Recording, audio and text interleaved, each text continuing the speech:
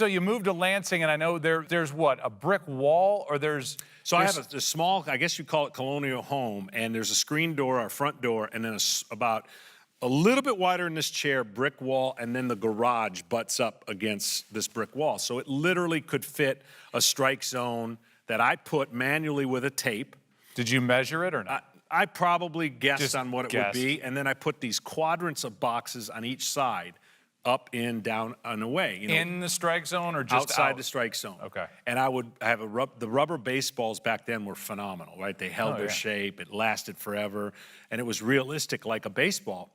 And I would go. It had some weight. It had weight, and I'd go about 45 feet. That's all the curb to the street allowed us in the front yard.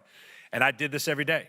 As long as I got my homework done, I went outside, and that was my stadium. That was where I would, because I had a gift that I learned with my arm that I could throw a baseball. My brother couldn't catch it. My dad couldn't catch it. So the wall caught it. Because you're throwing too hard. Yeah. And I would hit that, and I would emulate and imagine what environment I wanted to be in. I was the broadcaster. I was the GM, the coach, the pitching coach, the player, and I put myself in every imaginable scenario. And when I would hit that screen door, which I did a little bit earlier than I wanted to, my mom would yell.